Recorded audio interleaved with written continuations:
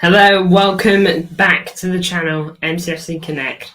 Today, I've been kind of speaking about it briefly over the past couple of streams I've been in, and content on a whole. Today we're talking about my Premier League 24-25 predictions. Finally here, and I'm ready to reveal them.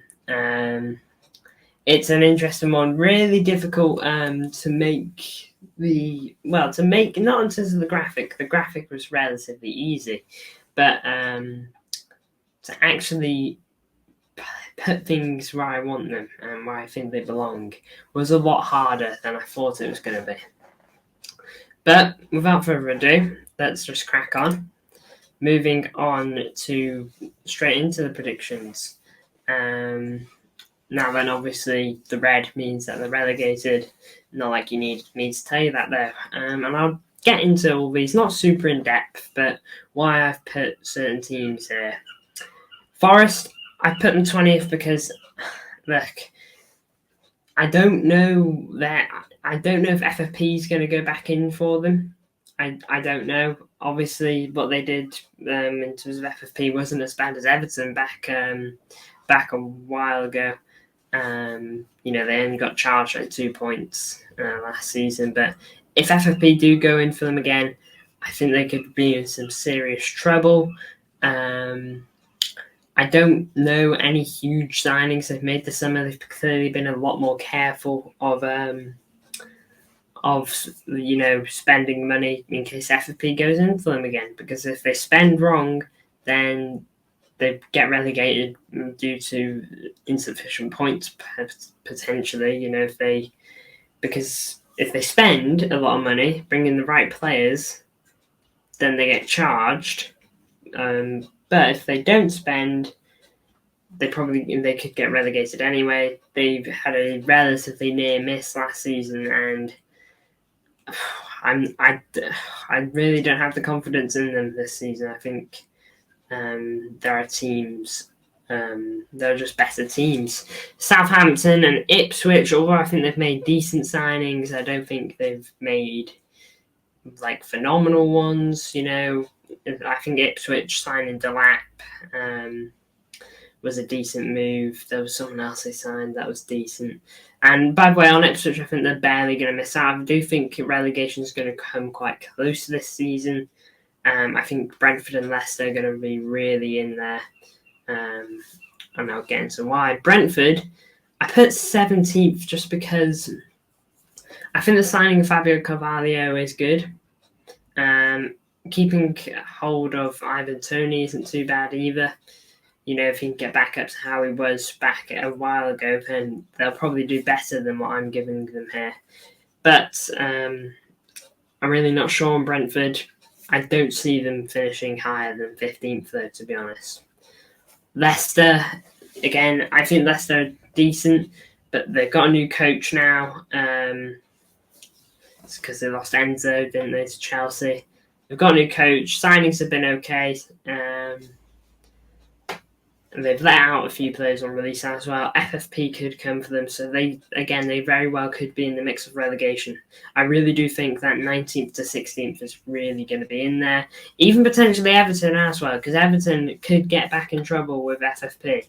That is a natural reality. Everton could really be in there again, and if they are, then it's going to be difficult. But Sean Dyche, managed to do it last season, and I reckon he can do it again this season. It's just going to be very, very difficult, especially if they get that point deduction. Fulham at 14th. Pretty sure they finished 13th or 12th last season. So I'm putting them 14th here. I think the loss of Joao Palhinha and Tosin Adebayo is quite the loss. Just trying to think of signings they've made. I know they've bought in a couple of players. I can't remember who, though. I know it's not too bad, but I think they're going to be safe from relegation, clearly safe. There's not a doubt in my mind that they're going to do decent. Wolves, I was struggling with them. I flipped them around a lot. Wasn't too sure where I was going to put them. But I settled on 13th. They've just lost Pedro Neto. which is a big loss. Wolves fans are probably hoping that they reinvest that well. About 60 million they got for him. So big seasons are needed from players. Cunha is going to be expected of big things more than likely, and Hwang Hee-chan could easily be in there as well, and other players they have drifting around their squad. Wolves. Bottom line is though they're going to need a big season. They've lost Max Kilman for 40 million. They've lost Neto, and they have made signings, but I look at the signings they've made, that I don't really see huge signings, so it's going to be interesting with Wolves. And I think they're going to do fine, though, to be honest. Again, like how I mentioned with Fulham, I think Gary O'Neill's a decent coach, so we'll see how that goes. Bournemouth at 12th. I think they're going to suffer from Dominic Solanke loss to begin.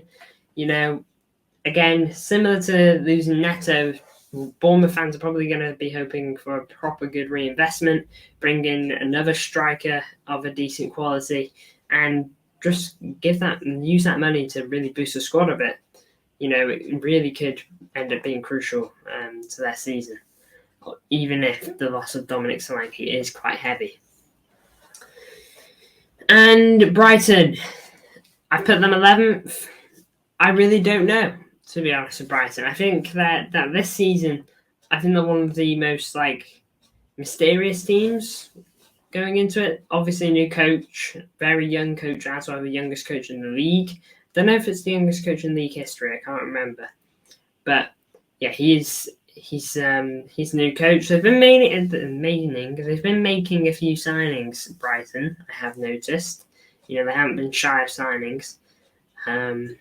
So, if they can land those, then maybe it could be even better. And as long as the manager can get his tactics right and doesn't get caught out or anything like that, it could be a pretty good season incoming for Brighton fans.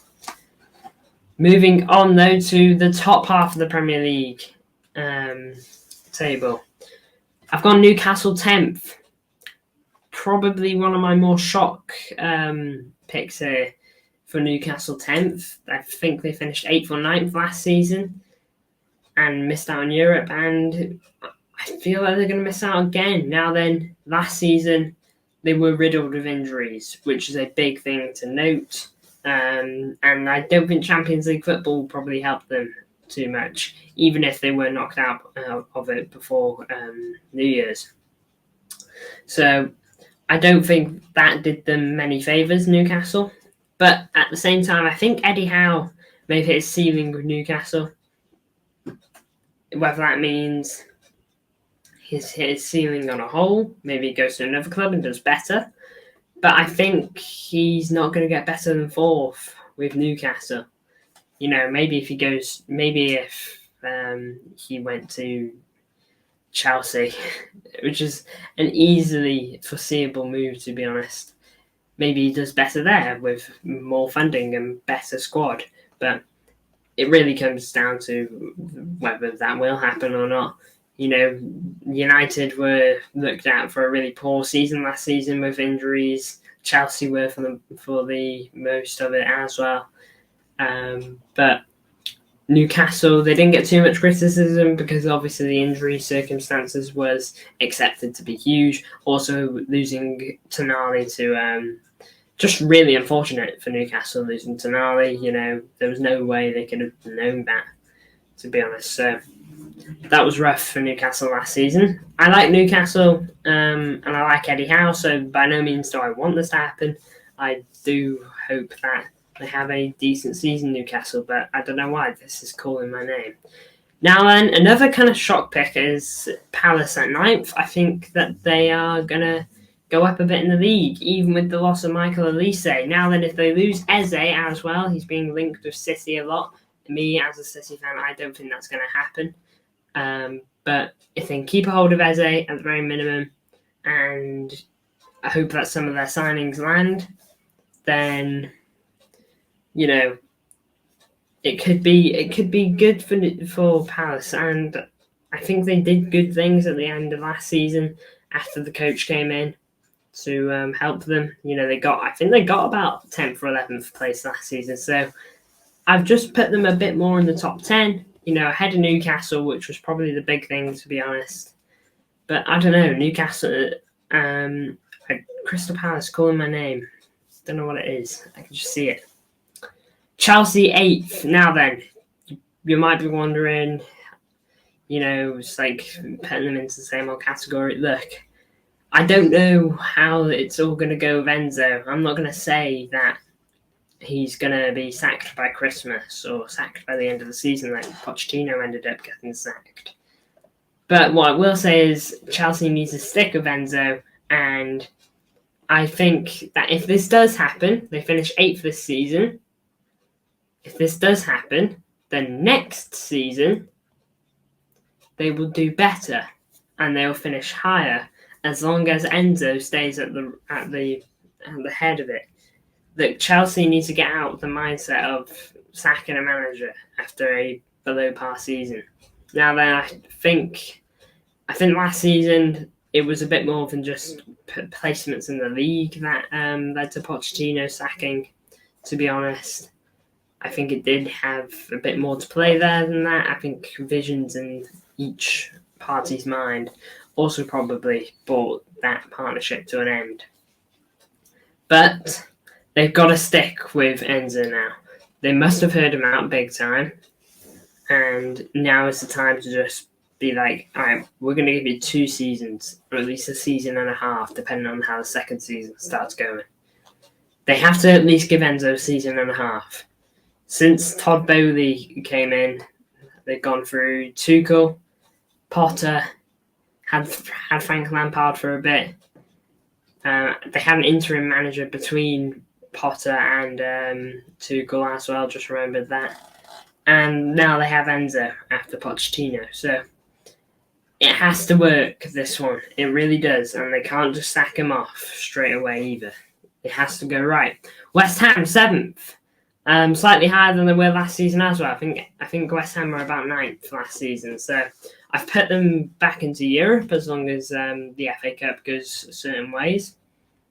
But yeah, I think West Ham 7th is a reality that could occur. And I think they very well could get Conference League, a competition they not long won a season or so ago. Sorry. But I think their signings have been good. Somerville, Fulkrug, Wan-Bissaka's just happened. Max Kilman. I don't really think they've had a bad signing so far. They've made a lot of signings. Whether that means, as long as they're doing it with an FFP, then that's all good for them. They don't need to worry about getting points deducted and whatnot. And I know I've mentioned that. I know I've mentioned that quite a bit this video, but it's kind of something you've got to think about now. A lot of people probably put Everton into their relegation spots last season because of the points they lost. That's just what you've got to do nowadays with it. That's what you really have got to do because there really isn't much of a choice. Moving on though to Villa. Now then, drop off. As you can see, I've put them 6th as opposed to the 4th place they finished last season. No, you're probably thinking what's he thinking? Unai Emery's a top coach, and I agree. But I think this could be a season for Aston Villa where it's a bit of a low point, but then they shoot right back up next season. I think Champions League football is going to have a tour of sorts. Remember, Champions League football isn't 6 games now in the group stage. It's a whole 8. It is a whole 8 games, 4 home, 4 away. And it's a weird system now in the Champions League, but the bottom line is they're playing more games in this first half of the season. I think they really could suffer from injuries. I think they're going to miss Douglas Luiz a bit as well. I know they bought in. I know that they got 2 replacements for him, or at least 2 players from Juventus. So, they could easily maybe replace Douglas Luiz, but Douglas Luiz was a really, really good player.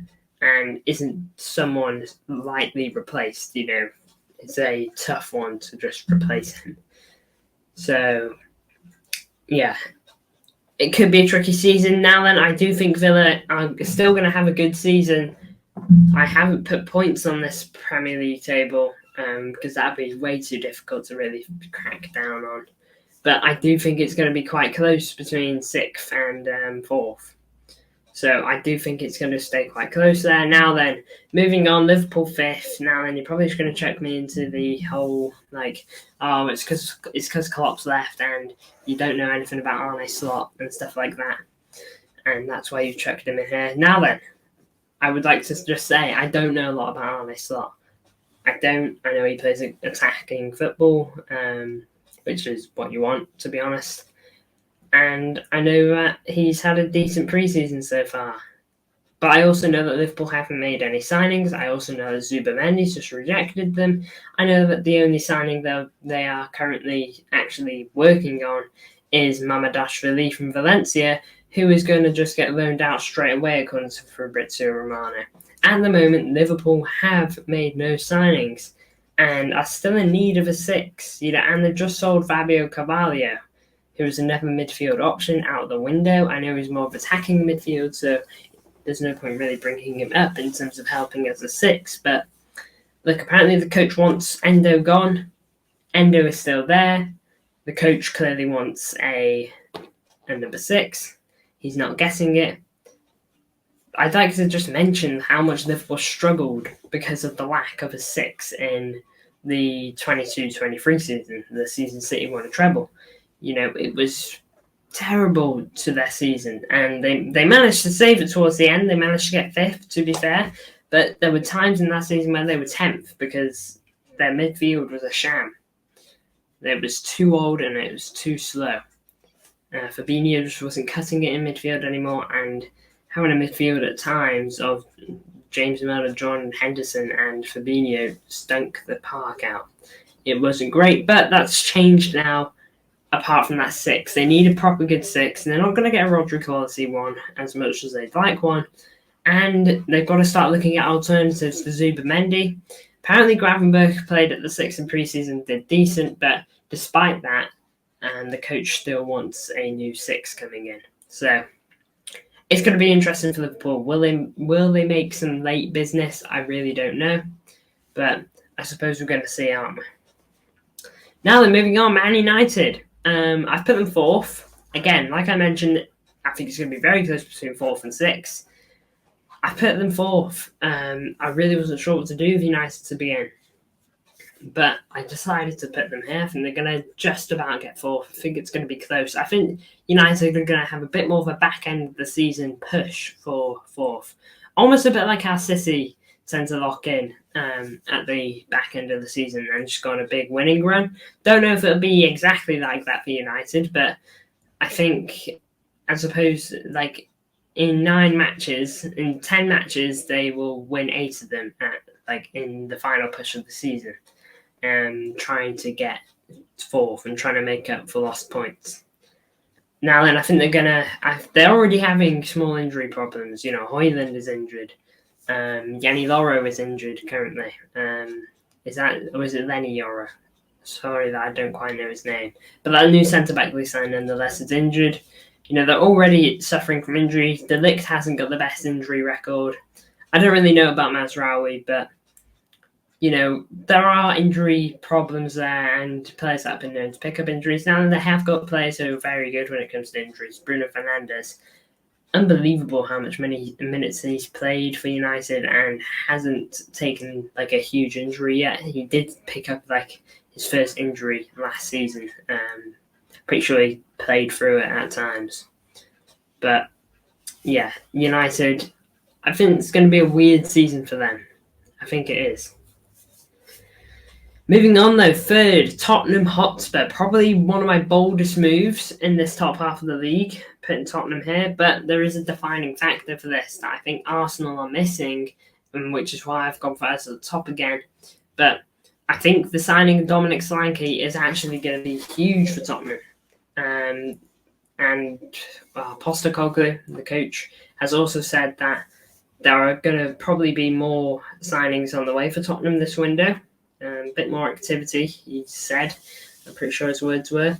And I'm curious to see how it's going to go. So I think Dominic Solanke was a good option to go for. Someone who's clearly got an eye for the goal.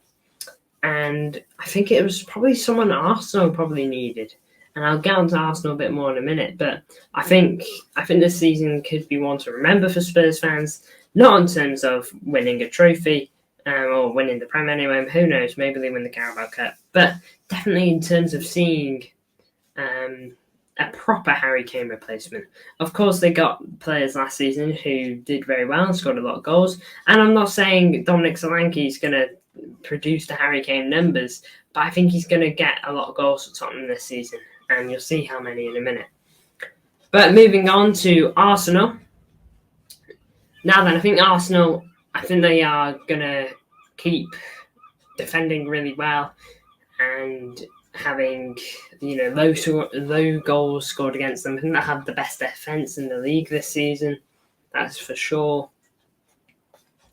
And I really don't see too many holes in their side at the moment. But there is one gaping hole, and it is the striker. Now then, I know Kai Havertz hasn't been too bad. Now then, I haven't seen enough of him to truly rate him. I didn't rate him at Chelsea. I'm not going to say I watched Arsenal religiously last season. I know he had a decent back end of the season finish for Arsenal. But I still think they are in need of a proper number 9, like how City have Haaland, like how Tottenham now got Solanke, like how United have got Højlund, and like how Liverpool had Darwin Núñez, or that's what they thought they were signing in Darwin Núñez, and Villa with Watkins. The list goes on. They need a proper striker, Arsenal, because I think it could work so well. Saka is good enough to be creative. I rate Saka highly. I do not think he's better than Phil Foden. I've made my thoughts clear, but that's not the topic of the video. But I think Saka can easily provide for a striker. Odegaard can definitely provide for a striker. Odegaard's a really good attacking midfielder. And who is Arsenal's typical left wing at the moment? Trossard. Didn't Trossard get 4 assists in a match for Arsenal in his first season?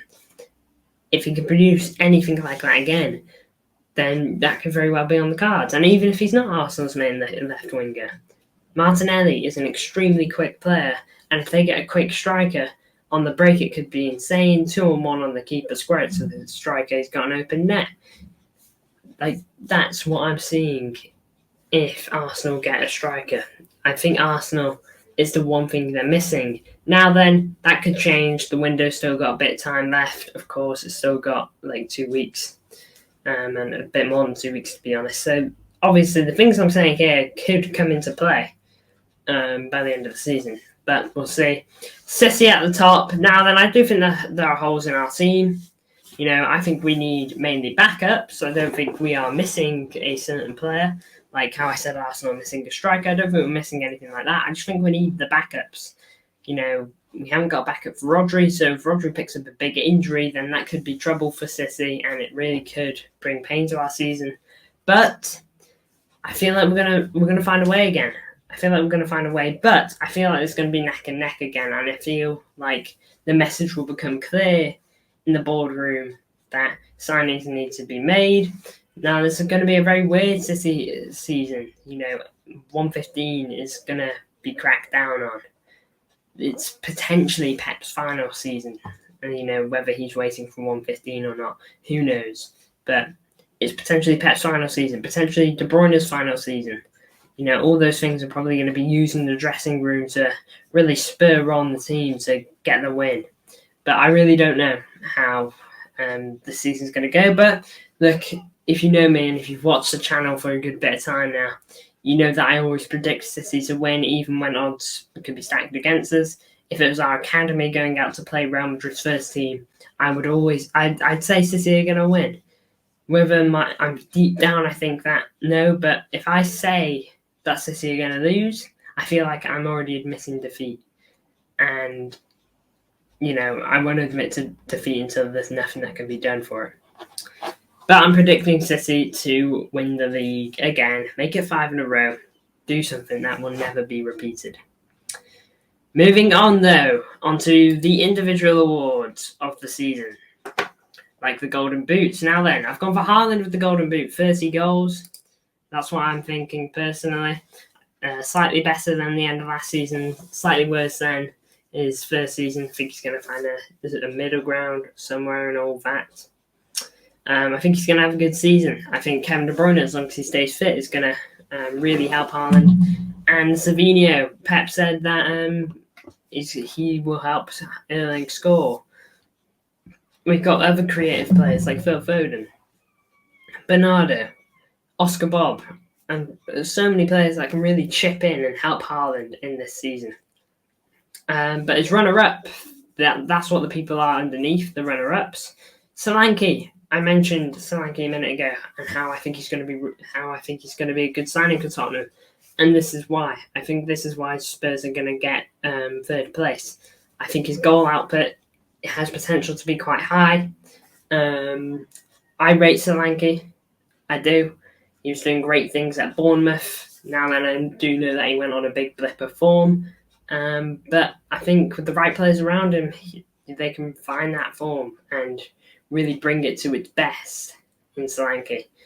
And as you can see right below it, I've given Son the Playmaker of the Season award as opposed to Kevin De Bruyne. Of course, I want Kevin De Bruyne to win it. I want Kevin De Bruyne to smash the Playmaker award, like he should have in the 1920 season, but that got robbed of him. But that is a topic for another day. But I think Son will get the Playmaker of the Season award.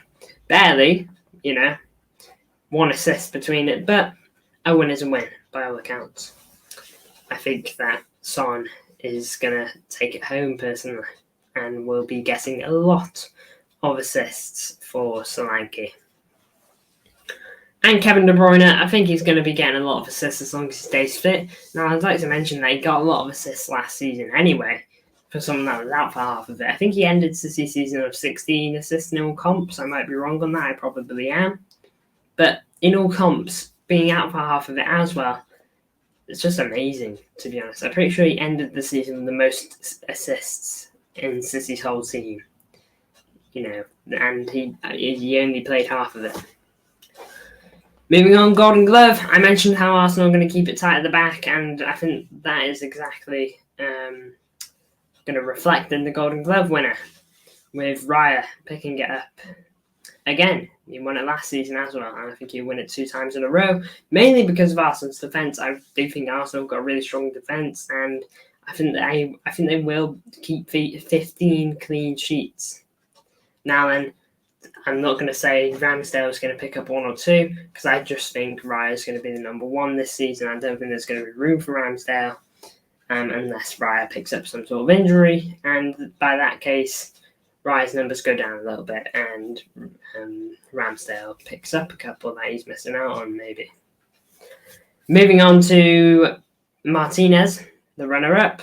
Look, I think Villa are going to have a good season. I said that 4th to 6th is going to be very close, and Villa are 6th, so I think that this is going to be a good season for Villa, despite the positioning I've given them. And I think they will keep a lot of goals out, and that'll be mainly down to the heroics of Martinez. But now, moving on to the big individual awards, the individual awards that you dream of taking home at the end of the season. I've gone for Foden, Player of the Season again. You can call me biased, but I don't know. This one had me stuck on for a while. I was really I don't know, but Phil Foden was the one name that just kept calling out to me. Is that because he won it back in May? I don't know. But I've got a feeling that Phil Foden's going to do it back to back now. And you're probably wondering, how's he going to do that when he's not even the runner-up on either the Golden Boot or the Playmaker? I think he's going to be third in both of them, to be honest. I think he's going to get over 20 goals, and I think he'll get about 15 assists. So, you're looking at a 35 GNA season for him. Bold prediction, I know. Young Player of the Season, I've gone Oscar Bob. I predict this to be his breakthrough. Now I'm going to say it's going to be Cole Palmer level. Cole Palmer's breakthrough was something else.